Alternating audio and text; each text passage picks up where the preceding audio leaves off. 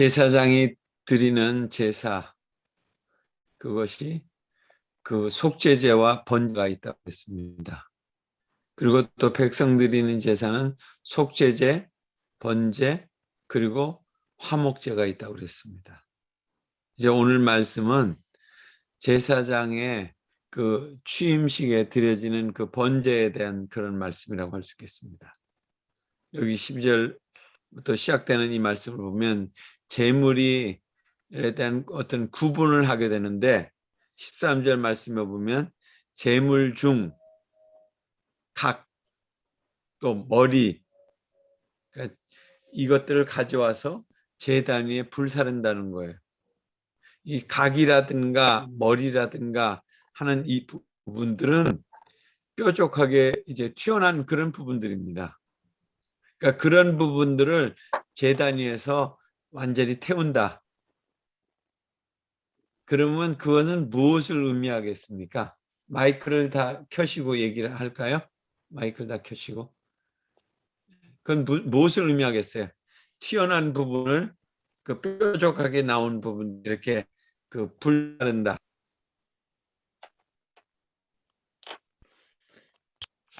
이걸 한번 상상을 해보시면 어떤 의미겠어요?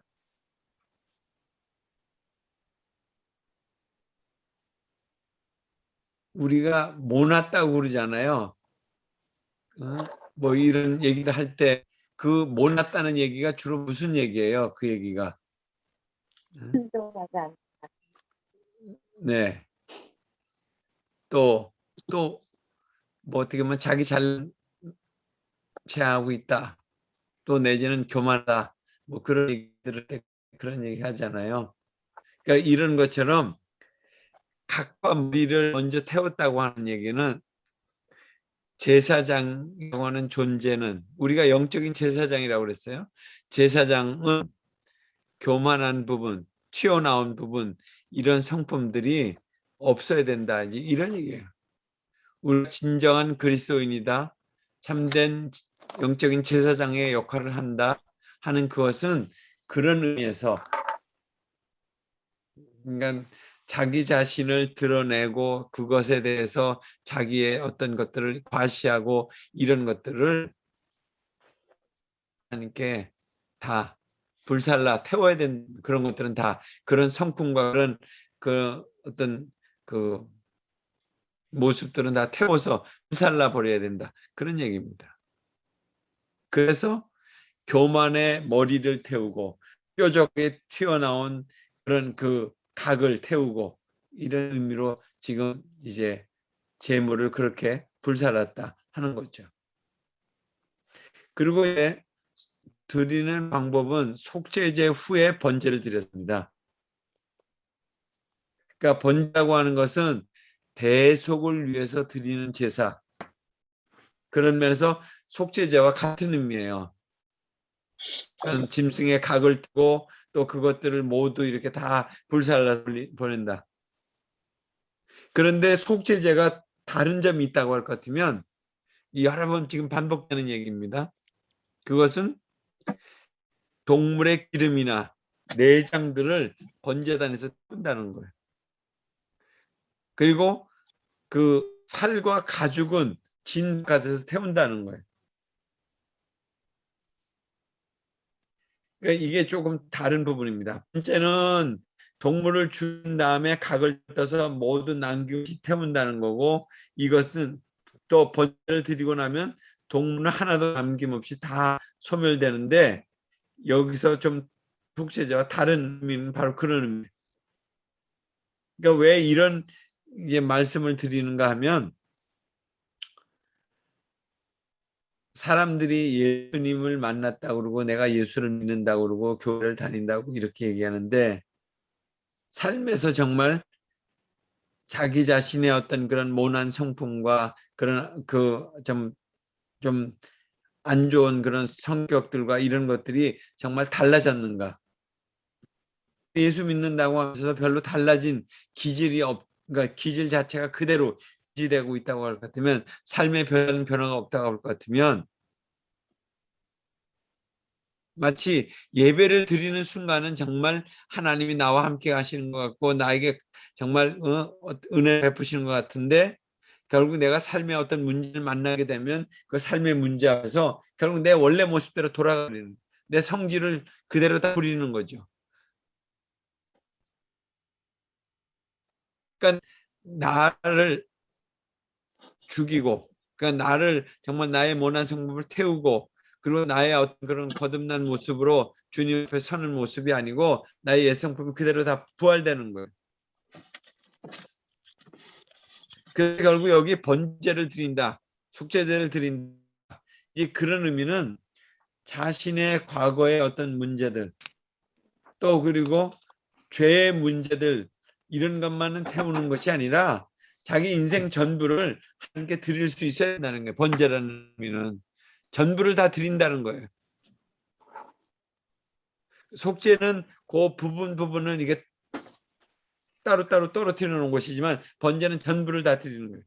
그래서 우리가 잘 알고 있는 로마서 12장 우리 자신을 하나님이 기뻐하시고 온전하신 하나님 앞에 참으로 거룩한 산 제물로 우리를 드려야 된다. 산 제사를 드려야 된다. 이런 말씀 10장 1절 말씀이잖아요. 그러니까 우리의 어떤 산 제사가 된다는 것은 구약 시대 때 그렇게 제물로 짐승들이 죄가 전돼 가지고 그것이 각이 떠가지고 다 태워서 불살라서 연기로 하나님께 올려진 것처럼 우리의 삶의 모습들이 그렇게 다 태워져야 된다는 거죠. 그것이 산제사가 된다는 거예요.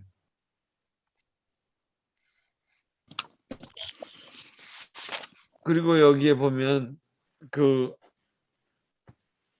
이제 사람들이 백성들이 드리는 것은 속죄제와 번제 그 다음에 뭐가 있다고 그랬습니까? 한목제가 있었어요. 이거 세 번째로 드리는 제사입니다.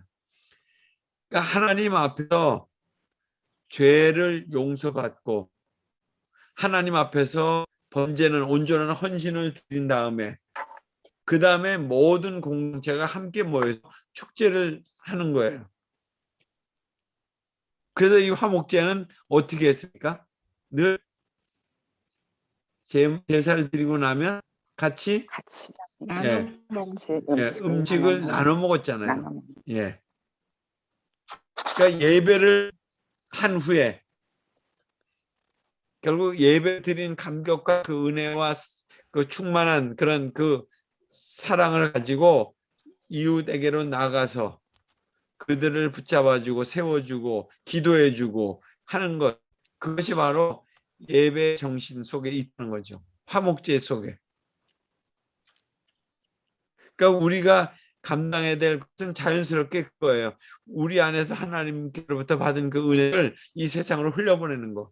그리고 그것이 뭐 물질도 될 수 있고 또 나의 어떤 기도의 마음도 될 수 있고 또 내가 가서 손 붙잡아주는 따뜻한 마음도 될 수 있고 하는 그런 것들을 흘려보내는 거. 이것이 바로 우리가 드릴 속죄제, 번제, 화목제로 이어지는 그런 과정이다. 예배의 과정이 그렇게 돼야 된다는 거예요. 이제 내년도 주제를 2022년도 주제를 이사야 40 말씀을 따라서 내 백성을 위로하라 하는 그런 주제를 지금 선정하고 계속 그 부분에 대해서 그 목회적인 어떤 그런 고민들을 하고 있는데요. 결국 우리가 하나님의 위로를 받고 그리고 우리가 위로를 받은 사람들이 또 우리의 이웃들과 가정 이웃들을 위로하고 또 이 세상을 위로하는 자로 그렇게 우리가 살아야 되는 그런 시점에 왔다는 거예요. 이 코로나 시대를 거치면서 지난 2년 동안 얼마나 많은 참으로 고통과 그 괴로움을 겪었어요. 우리 스스로도 그렇고 또 우리의 많은 우리의 이웃들이 이제 그런 부분들에 대해서 우리가 어떻게 사랑과 그 하나님 주신 그 은혜를 흘려보낼 건가? 결국 우리가 치유받은 그런 그 사람들로 결국 이 세상 가운데로 또 가야 된다는 거죠. 그리고 여기 이제 넘겨주세요. 그 22절에서 24절 말씀 보면 이런 말씀이 나옵니다. 아론이 백성을 향하여 손을 들어 축복함으로 속죄와 번제제와 함제를 마치고 내려오니라.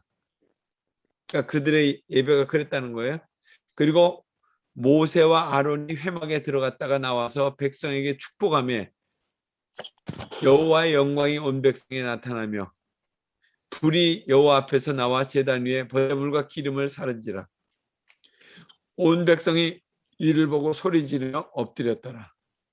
여기 축복한다는 말씀 나오잖아요. 하나님 영광이 나타나는 예배의 어떤 모습이 나오고 있어요. 속죄제, 번제, 화목제를 드리고 나서 결국 축복하며 여호와의 영광이 그들에게 나타났다.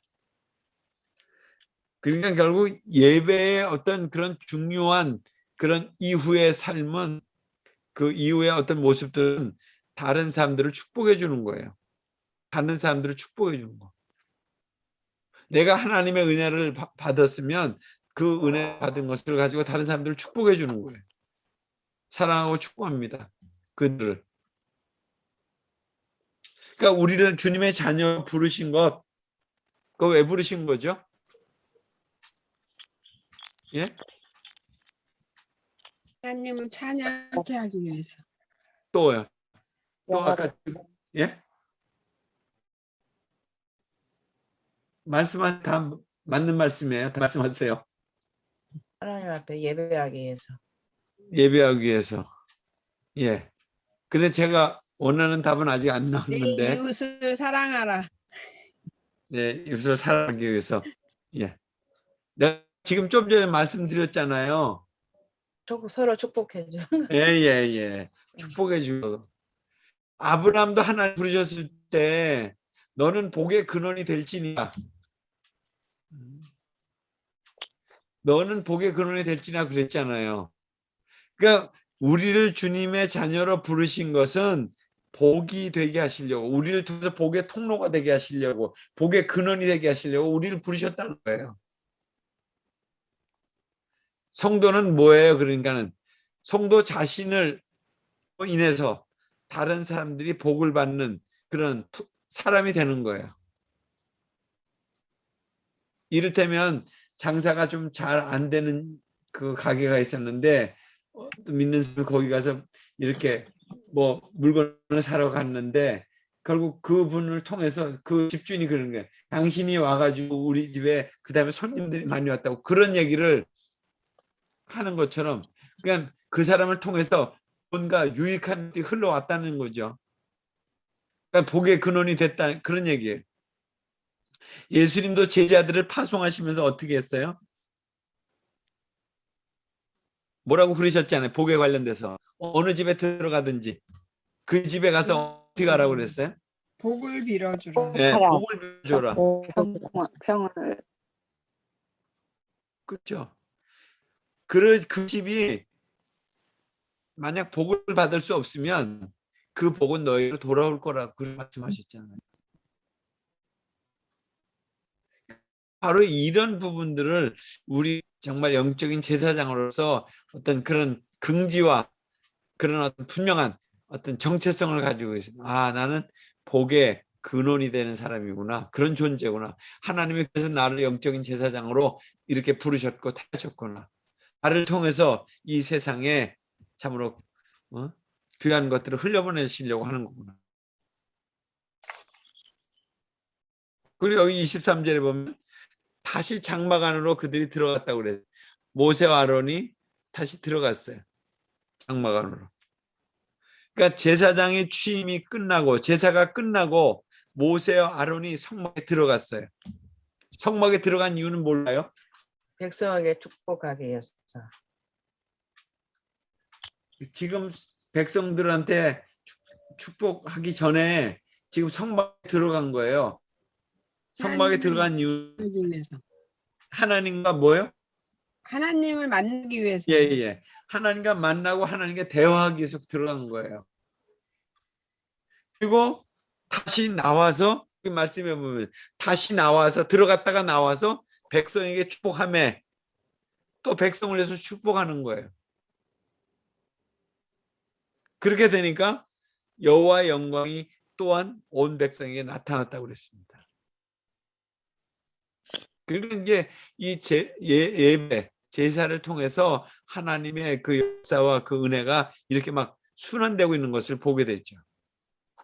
그러니까 하나님 앞에서 머물고 하나님의 주신 은혜를 경험하고 하나님 말씀하신 것들을 그가 깨닫고 그렇게 하면서 하나님과 깊은 대화를 나누는 가운데 다시금 회중 앞에 섰다는 거예요. 그럴 때 하나님의 영광이 회중들에게 임했다는 거죠. 그러니까 예배라고 하는 것은 사실 우리가 지금 이 상황 가운데서 지금 코로나 상황이니까 이렇게 그 전파를 통해서 서로 만나고 있지만 우리가 이제 11월 달 되면은 대면을 하고 뭐 수요 예배든 또 주일 예배든 그렇게 가게 될 텐데 이렇게 대면을 하는 것을 통해서 정말 하나님의 어떤 그런 그 귀한 사랑과 은혜가 이렇게 서로에게 흘러가고 있다는 것을 우리가 같이 경험하게 된다면 그런 것들이 결국 우리 안에서 다시 한번 이제 이 세상과 흘러갈 수 있는 그런 힘이 생겨나는 거죠. 그러니까 여기 보면 백성을 향해서 손을 들어서 축복하고 그리고 제물을 드리고 그러고 나서 다시금 회막에 들어가서 하나님과 대화하다 그리고 다시금 돌이켜서 나와가지고 그들에게 또 축복하고 온 백성에 나타났다는 거예요. 이게 구약의 제사장의 모습이었어요. 우리는 신약 시대 우리도 뭐예요?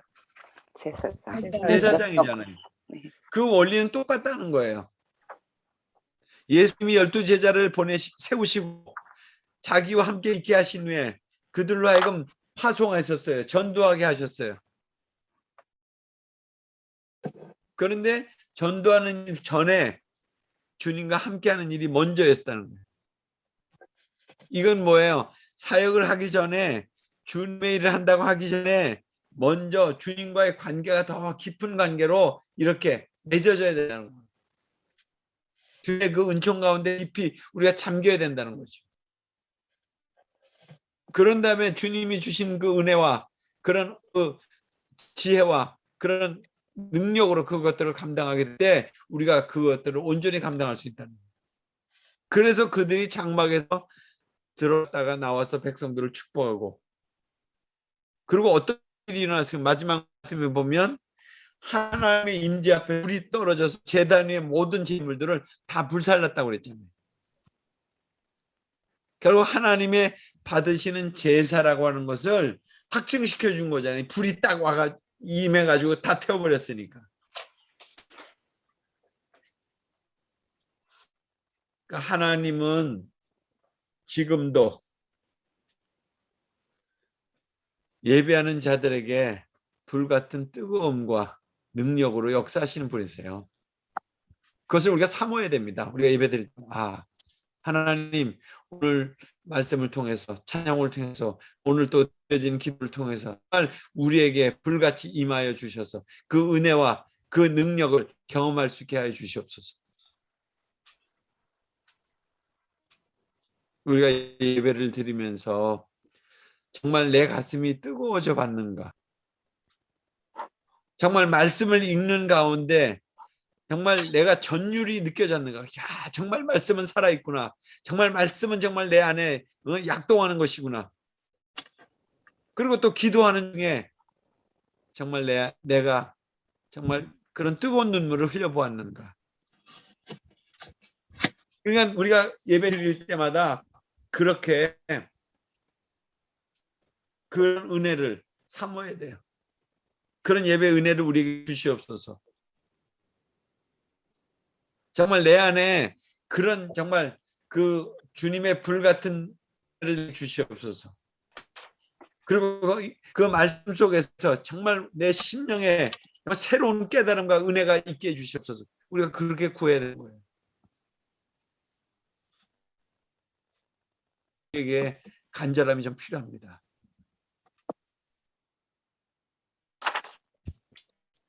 제사 후에 하나님의 영광이 나타났다는 사실. 예배 후에 아무런 감동과 은혜와 느낌도 없다면 그것은 정말 우리가 어떻게 예배를 드렸는가가 그냥 그대로 드러나는 거잖아요. 하나님의 영광은 딴 데 있는 게 아니었어요. 딴 데서 찾으면 안 된다는 거예요. 하나님의 영광은 어디서 찾아야 되는 거예요? 나의 삶 속에서. 나의 삶 속에서 온전한 희생 제사가 드려지는 그 시간 속에서 나타나는. 그러니까 우리 예배 속에서 하나님의 영광이 경험되어져야 된다. 그런데 우리가 살심과 소망이 생겨나는 거죠. 아, 그래, 그거야. 응? 깨닫는 은혜가 우리에게 있어야, 정말 가슴이 뜨거워지는 그런 은혜가 우리에게 있어야 정말 내 안에서 뭔가 참, 그런 말씀이 내게 이렇게 왔구나. 그리고 그것을 붙잡고 가는 거예요. 그것을 잊지 않고 내가 그걸 계속 곱씹고 가는 거예요. 하나님의 은혜를. 그러니까는 그 한 번의 예배가 우리의 삶을 바꿀 수 있다는 거죠. 한 번의 예배를 통해서 내 삶에 변화가 올 수 있다는 거예요. 그것이 발화점에서 우리의 삶을 계속 어떻게 보면 이끌어가는 그런 원동력이 되는 거죠. 구약 시대 때 이렇게 이 백성들이 정말 그 짐승이 자기들 앞에서 죽어가고 태워지고 그 연기가 하늘로 올라가고 그리고 그것에 대해서 정말 자기 죄에 대한 처절한 고백과 회개가 있고 그러고 나서 정말 그들과 함께 또 나누는 그런 시간들을 가질 때마다 그들의 그 예배에 대한 감동은 얼마나 컸겠어요. 우리가 자꾸 그런 부분들이 약해져 가는 거예요. 약화돼 가는 거예요. 그러니까 우리가 더 주님 앞에 그런 준비가 필요하다는 거죠. 이 구약 시대 때 이 제사들이 했던 것처럼 그들이 참 주님 앞에 어떻게 섰는가 우리가 다시 한번 이제 곱씹어 봐야 되죠. 사실 이렇게 화면으로 하는 이런 이 영상 예배를 통해서 그런 감동이 어떻게 오겠어요? 정말 여기는 시청각적으로 그렇게 드려지는 예배였어요. 자기들 눈앞에서 그런 것들이 다 보여줬으니까 자기 죄가 태워지고 그리고 자기 죄가 전가되고 있고 그리고 그것이 하나님께서 받으시는 그런 연기로 올려가고 있고 얼마나 생생했겠어요.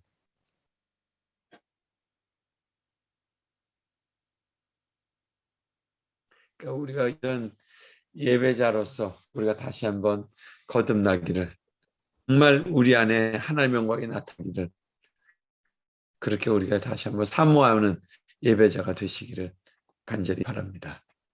같이 기도하겠습니다.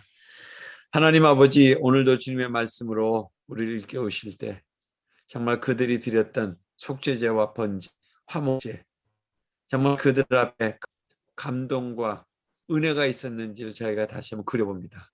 오늘 우리에게도 그런 사모함의 예배가 하나님의 영광이 나타나는 그런 예배를 경험할 수 있는 하나님 그런 은혜를 우리에게 허락해 주옵소서. 예수님 이름으로 기도합니다. 아멘.